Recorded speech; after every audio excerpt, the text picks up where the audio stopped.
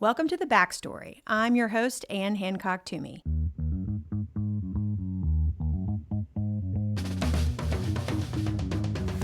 Over the course of my career, I've had the privilege to work with and learn from and guide some incredible leaders, mostly in healthcare, but not always. The Backstory is a chance for me to talk to some of them, unpack who they are and where they came from, and how it all influences who they are today and how they lead.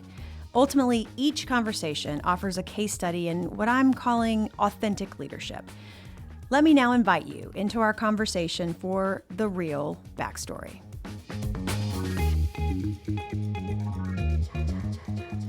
All right, well, today I get to spend time with somebody I so admire for the badass leader and human that she is, Sheri Shapiro. Sheri is currently the Chief Strategy Officer of CommonSpirit, which of course is one of the nation's largest health systems, spanning 24 states, 150,000 employees, 25,000 physicians. Welcome to the podcast, Sheri. It's so good to see you.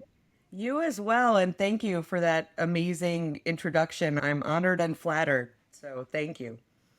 Yeah, this is fun. We've got our coffee. It's raining here in Nashville. You're in Michigan today.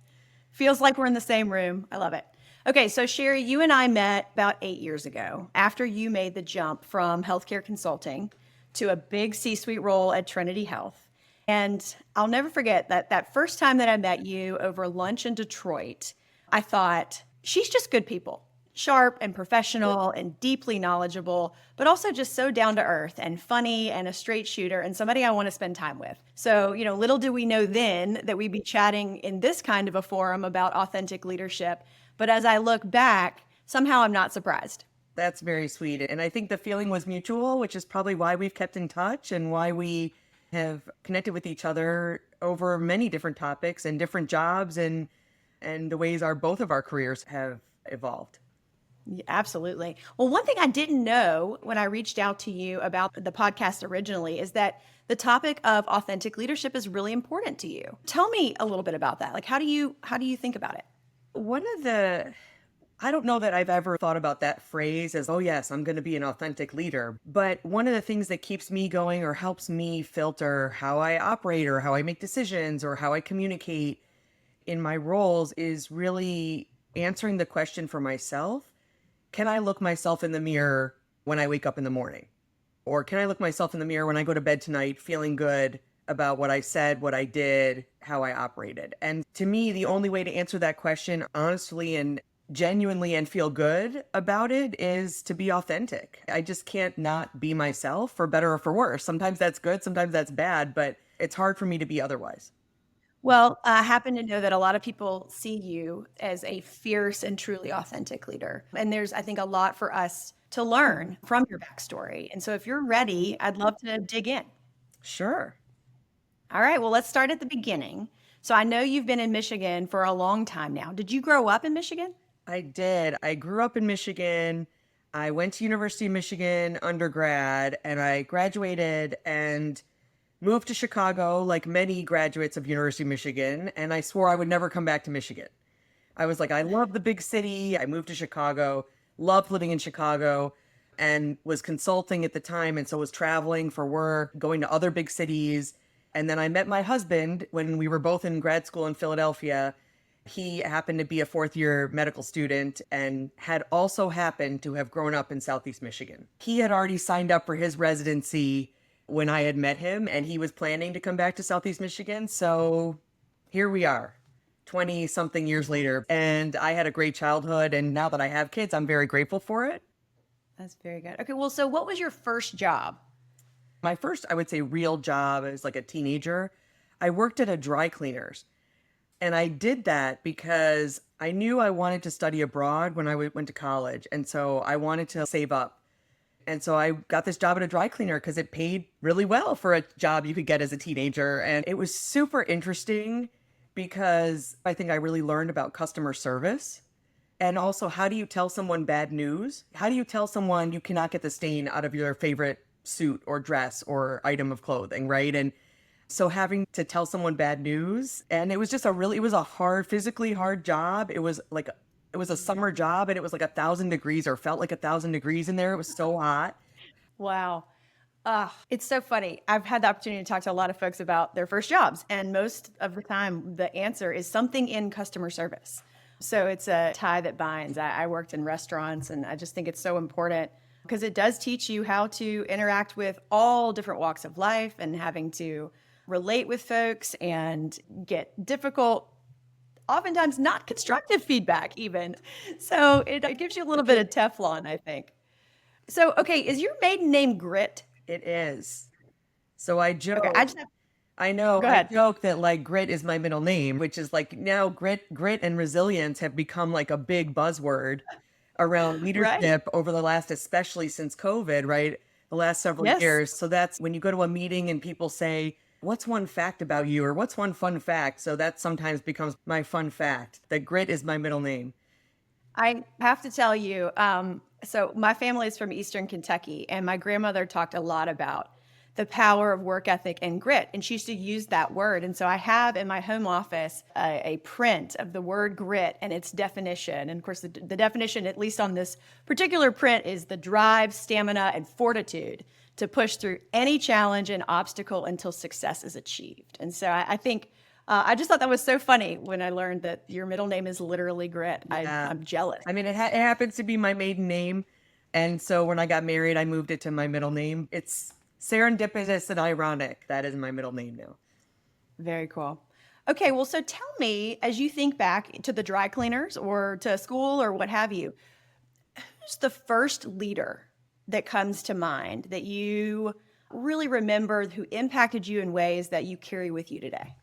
I don't know that I would say this is the first leader, but I think the first business leader influence on me, to be honest with you, is my dad. My dad is he's a retired engineer, like tried and true engineer, like all logic, super amazingly, brilliantly smart, but much more technically smart than people smart. And having a very lovely, like Midwest upbringing, we definitely had that family where we would eat dinner together every night as a family. And my dad would come home and tell stories about what happened at work that day.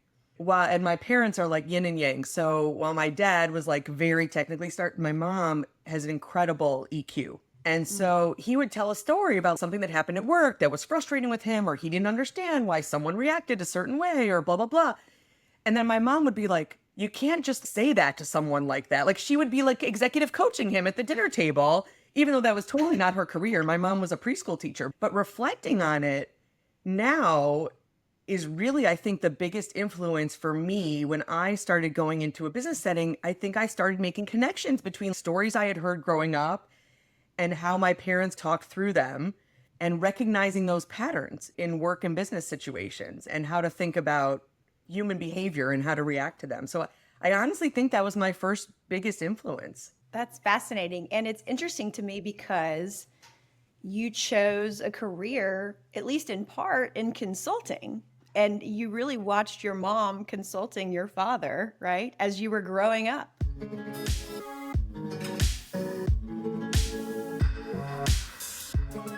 Okay, Sheri, so you have had a very interesting career journey from consulting to pharma to Ford Motor Company, back to consulting, and then the past 8 years within Catholic healthcare. So I would love to unpack that a bit. Tell me why you chose consulting out of the gate. And is that where you fell in love with healthcare? So I didn't actually really choose consulting. I didn't really know what consulting was, to be very honest with you. I knew I wanted to go into healthcare. I cannot tell you why. Neither of my parents were in healthcare. I didn't have anyone in my family in healthcare. I just felt driven by the notion of being in an industry that was just constantly in flux and affected everybody. My undergrad degree at Michigan, Go Blue, was biopsychology, so neuroscience, the combination of brain and behavior. So I really just didn't know if I wanted to go to medical school, public health school, or business school. And so I thought, okay, I'll get a job after undergrad and then I'll figure it out. And I really thought I was going to go to public health school. In order to get into the public health program that I wanted to get into, there's a requirement that you had to take accounting in your undergrad. I was like, wow, I'm actually like really good at this. Who thought? And I was like, this is actually more interesting than I thought.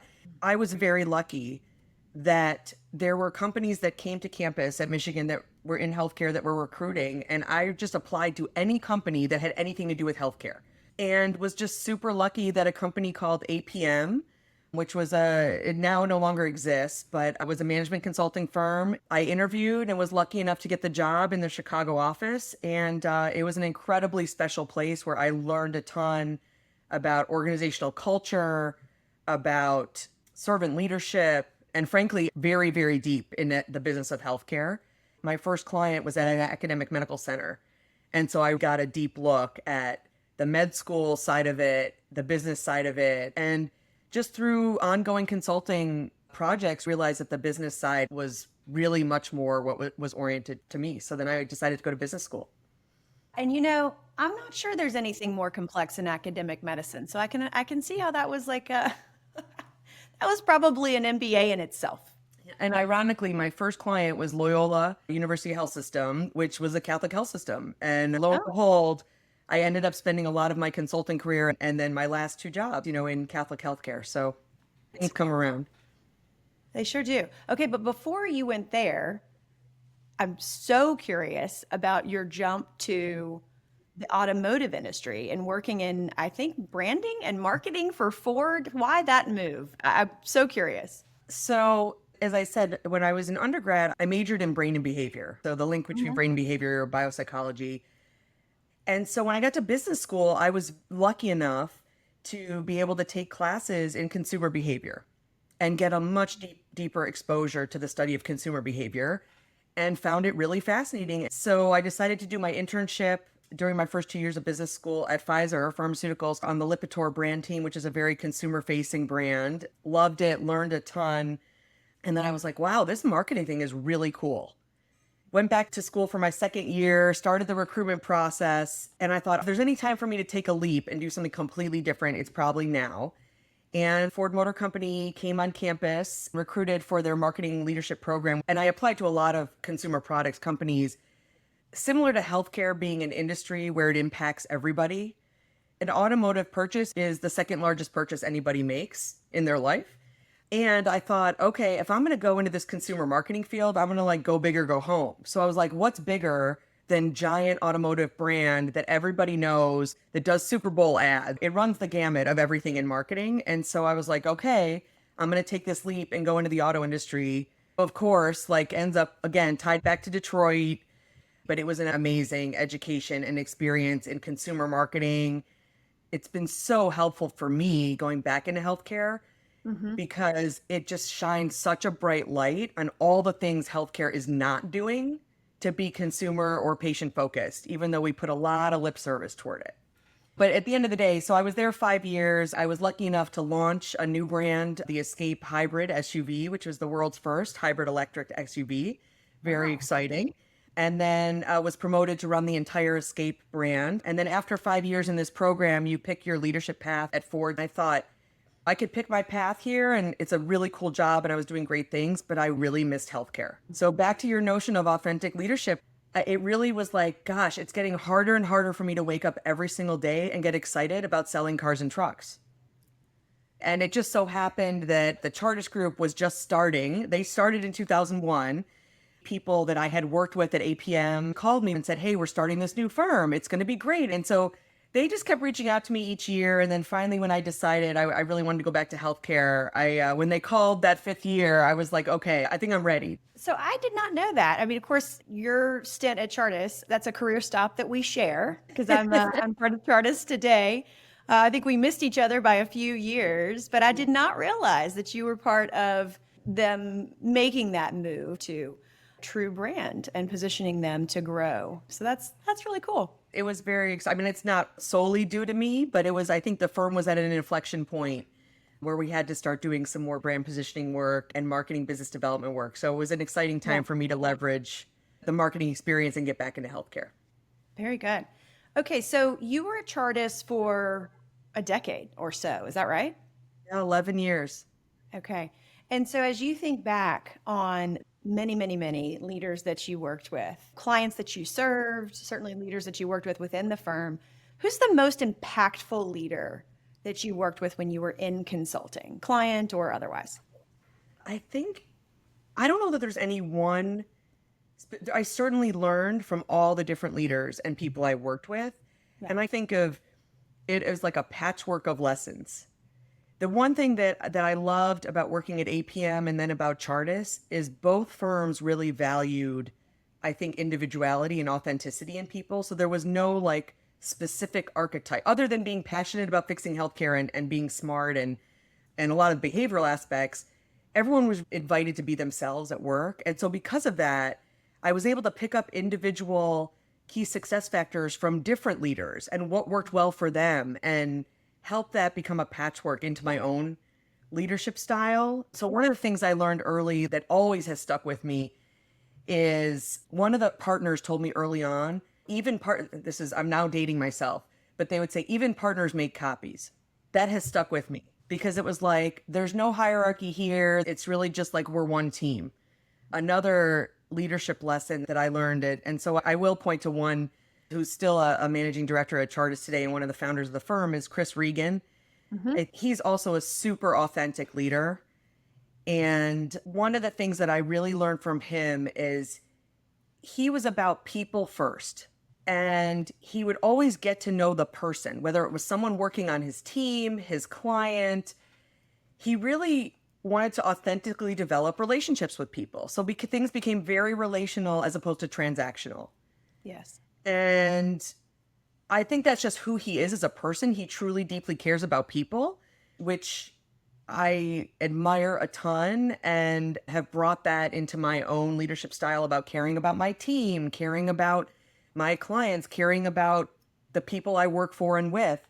But I also learned the power of that and how it helped him be more effective in leadership, in consulting, because it earns you credibility. It earns you the authenticity earns you the influence that you sometimes need to have when you're delivering bad news or when you're trying to get someone to change or when you're trying to get someone to think a little bit differently. I love the words you choose. You have to earn the right to be trusted. You have to earn the ability to influence others, particularly in tough moments. You earn that through true connection, right? We're all just humans. People just want to be seen. They want to know that they matter. And I think true, authentic, impactful leaders are really good at taking the time to see others as humans and also to see the potential in others. And it just makes you want to follow them. I totally agree. I totally agree.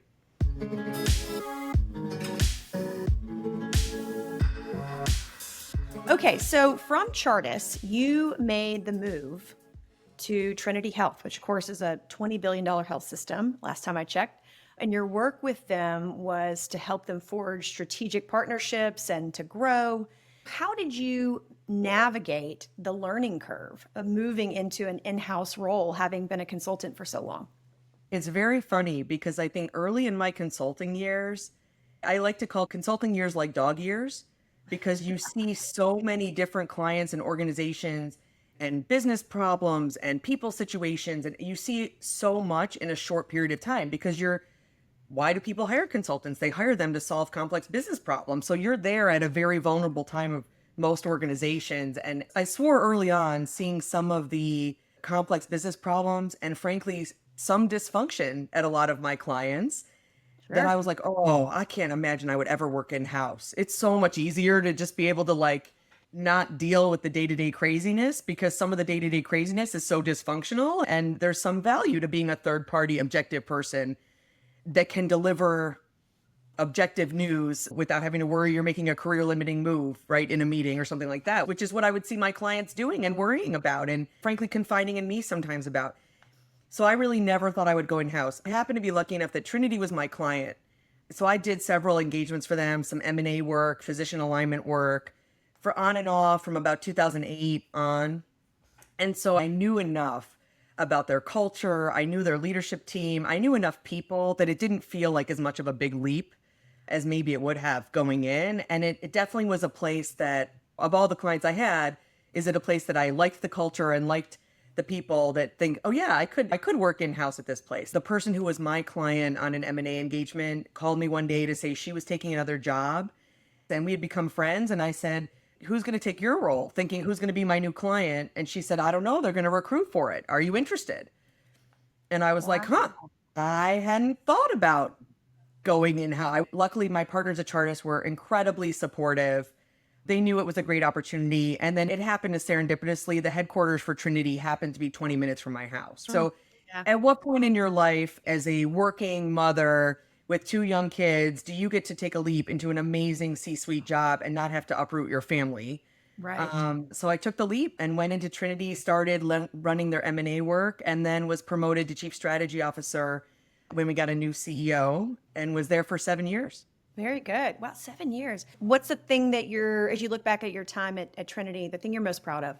I mean, I would say there's a couple things that I can point to. So one is the evolution and building of my team.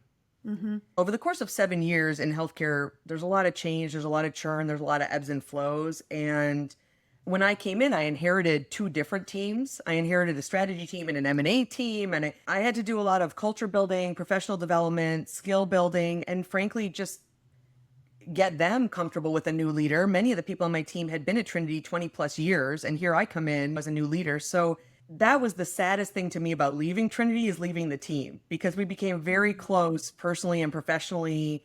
The teamwork, the collaboration, and where the team got to over time was just super exciting to watch people excel and perform and do great work and feel good about the work they were doing. So I'm really proud of that. And then the other thing from like a deliverable perspective, the way the markets used to do strategy is every market did its own strategic plan on its own cadence, in its own format, and its own process. One of the big things I think a lot, especially in large systems, is how do you continue to create more systemness over time Mm-hmm. and create the value of a system. And so I was able to implement the first enterprise-wide strategic plan that also got what linked to and was bidirectionally connected to all of the market strategic plans. So we got everybody on the same page around what are we going to be as an organization and how is each market going to live that brand positioning in their own way and unique to the market, but still tied to Trinity Health and some of the common threads that we want Trinity Health to be known for. And I have to admit, several of my colleagues on the leadership team were like, yeah, that's never going to happen. And then when we finally got there, it was just really satisfying to see I know. everything, to see it get to that point, but frankly, to see it having legs and to see people speaking the same language and not being forced or told into it, but people seeing the value of Yes. us using the same vernacular and getting on the same set of priorities. Well, I can imagine because that is a yeoman's effort for sure. I have a real heart for change management. It's about half of what we do here at Gerard, as you know. I'm curious if you could name one thing, one ingredient, one thing you did that made it successful. Because I mean, that is some significant change management that you took that organization through. What's that thing? I'm debating between two things. You asked me for one thing, so I'm trying to follow your rules. I'll But give you um, two. so what's going through my head, my gut feel is two things. One is listening, and the other one is engagement. Those are really interrelated, to be honest with you. But it was really listening and understanding what was important to people, what was the true core of Trinity Health, what made Trinity Health, and the Hmm. same thing for each of the markets. And then, as a good strategist does, trying to connect the dots between those things. So that was the listening portion of it. And then the engagement portion of it was really, truly engaging with all of the different stakeholders cross functionally, cross geographically to iterate until we got it right, until it resonated with people, until people were like, yeah, that's what I meant. Or, yeah, Yes. that makes sense. And that takes a lot longer than Yes. just declaring something and saying this is what it is. And a lot of times I'll say you have to go slow to go fast. Right. Sometimes it's more meetings and more engagement and more discussions, but you get to a much better outcome that actually has legs and can take on a life of its own versus being pushed. That's my reflection on the secret sauce. Maybe other people would say other things, but that's how I think made it stick. That's well said. I mean, to create a stickiness, you have to be patient. I mean, it does take time and it does take iteration. And ultimately, people just want to see themselves in the future of an organization of which they're a part. And so you have to create avenues for them to engage in a way that is meaningful. so that they do see themselves and they do see their fingerprints in the future. So I think you're totally right about what you said, but I also think it's that I really believe in the meritocracy of the best ideas.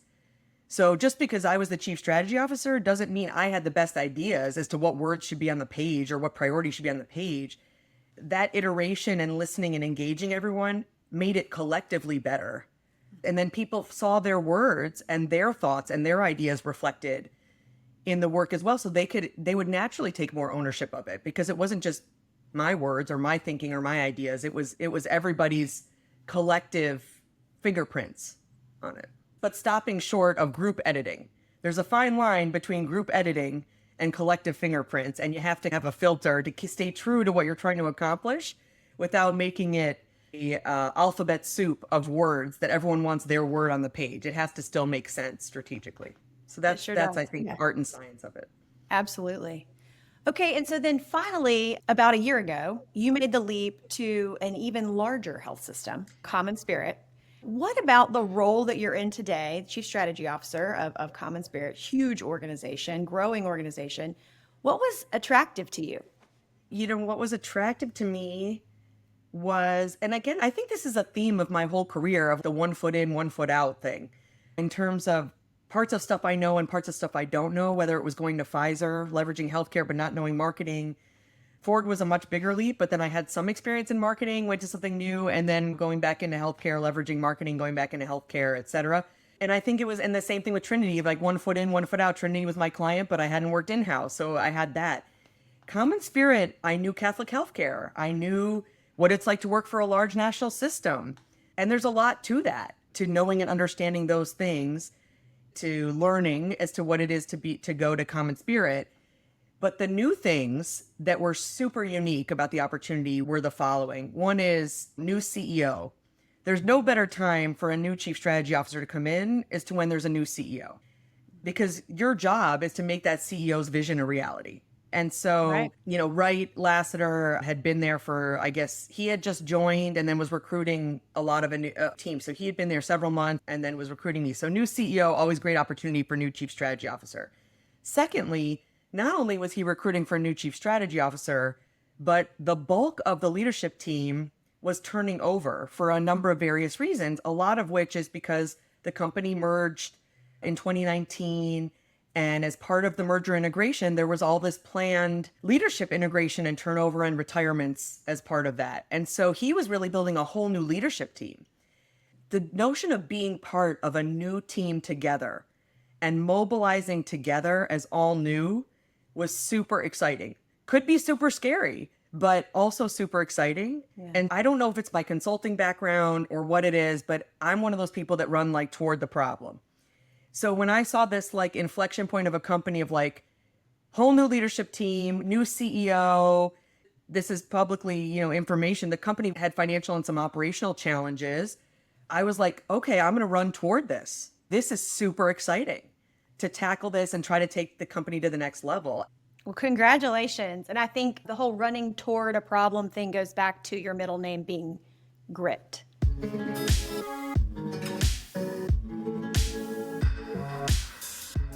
Okay, so before we talk more about leadership, Sheri, tell me about your family. Every time we talk, we're always comparing notes on our kiddos. Mine are a little bit younger than yours, but share a little bit about your kids, who I know you're so proud of. My daughter is a senior in high school. My son is a freshman in high school. I am super lucky that they're teenagers and they still like me and want to spend time with me.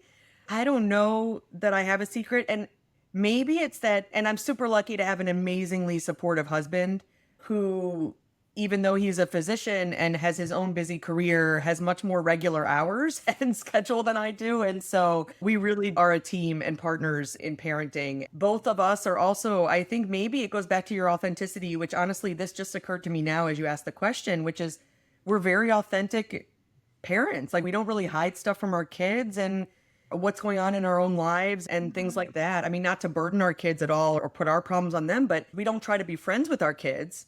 We just try to be very real and authentic about life. They're very different.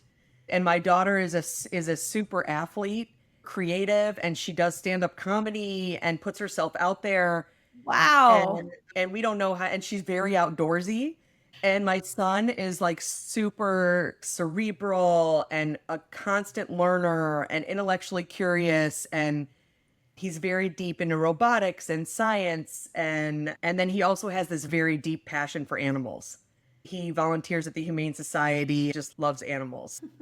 I love how you light up when you talk about your family. I have to tell you, I have to be a little vulnerable. So earlier this week, I'm dropping my 9-year-old. So I take my kids to school every day. Every day I'm not traveling. And I'm dropping my 9-year-old Ella off at school, and she starts asking me about my job and how much vacation I get and why I don't get off for the summer, which I don't know. Why don't I get off for the summer? Now, I wish, right? I wish.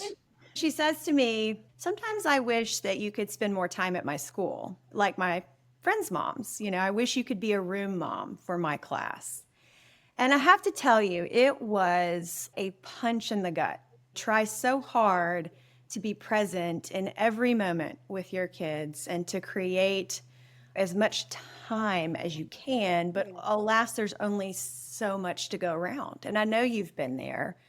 And it's tough. It's tough being a working mom. It's especially tough, I think, being a mom who has a major leadership role in a major organization like you. So I'd love any advice about how you juggle the competing priorities. Oh gosh, I don't know that I do juggle it or juggle it well. The mom guilt is real. It is for sure a real thing. There is no way I'd be able to do it without my husband and other support of people who can drive the carpool and do things that I can't do. And the flip side is my kids don't really know any different. To them, it's normal. But I will share with you two anecdotes to your story of the gut punching story. So when my son was in preschool, and I did not do pick up and drop off because I was traveling a lot, or we had other people do it, or I was on meetings, or just the hours didn't work for me to be available at 9 a.m. to do drop off or whatever. There was one day where I happened to be home and I happened to be available, and I was like, oh, I'm going to do pickup today. I'm going to pick him up from preschool and I'm going to be so excited and he's going to be so surprised. And I pulled up in the carpool line. You usually have a number or some indicator of who you're picking up.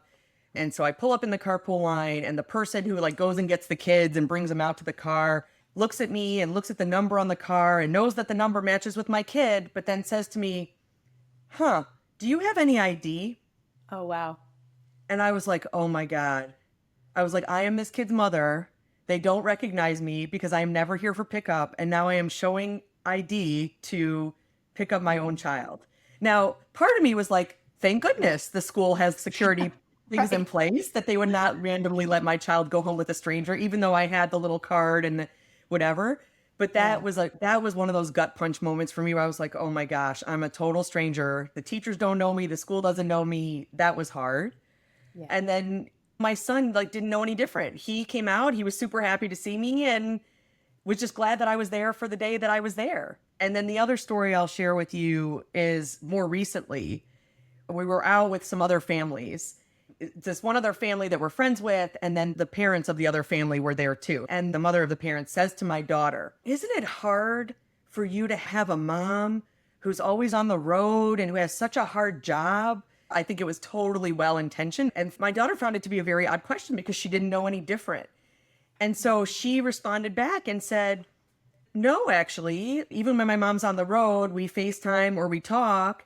For me, it's been a great role model to see what women can do, and that, women can have these like high-powered jobs and whatever. So my daughter, thank goodness for her, prevented me from having mom guilt over that question. But the mom guilt is real, for sure.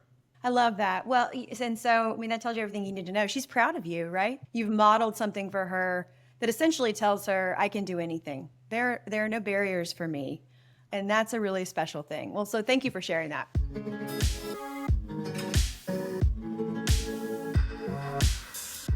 So Sheri, we've talked a lot about effective leadership and the traits of the most effective leaders on this podcast.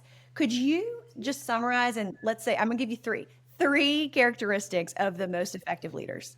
I think the three characteristics that I both noticed and I try very hard to incorporate in my leadership style are ability to be vulnerable, effective communication, often and transparent communication.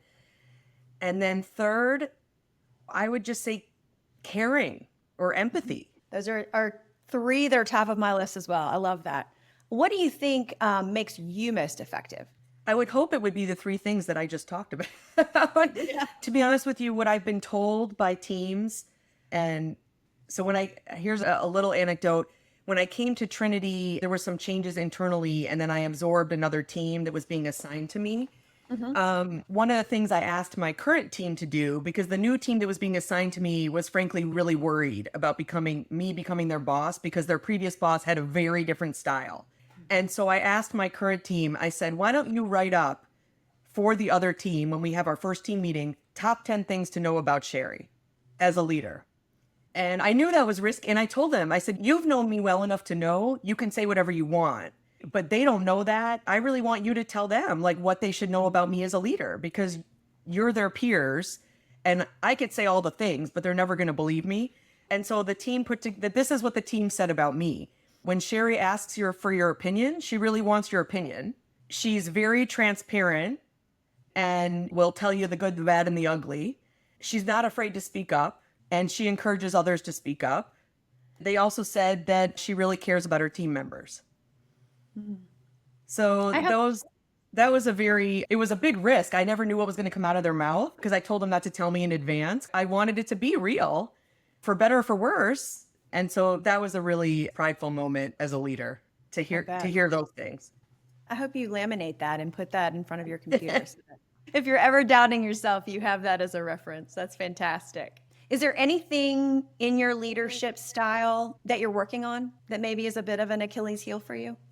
For sure. People often describe me as super passionate, which I think for a lot of people is code for overexcited and over emotional and over loud and talkative and all those things. Those are all true. I am all of those things. But I think what's important for me as a leader, and especially as I have more breadth and scope in roles and I'm exposed to more audiences, is I have to learn to modulate that as to when that may or may not work for different people, for different audiences, for different situations. And so that's something I'm constantly having to monitor my internal voice or employ an internal voice to keep myself from getting sometimes overly exuberant, overly loud, or I talk with my hands a lot. Sometimes people perceive that as meaning something it doesn't. And so I have to really be more conscious of that in the way I operate.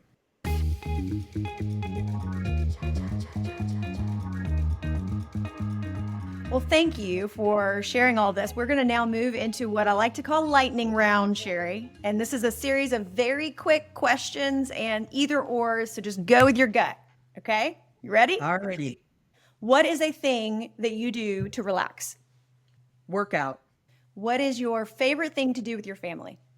Family movie night, where we all curl up on the couch and we just pick a movie and make popcorn and hang out. I'm keenly aware as my daughter leaves for college next year that those are going to be fewer and far between as they get older.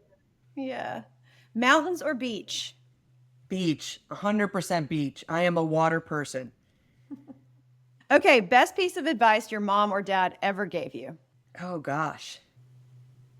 One thing that comes to mind that my mom once said is she would say, "You never know what goes on behind closed doors." That always stuck with me. Of thinking, what's the words behind the words, or what's really going on behind the scenes.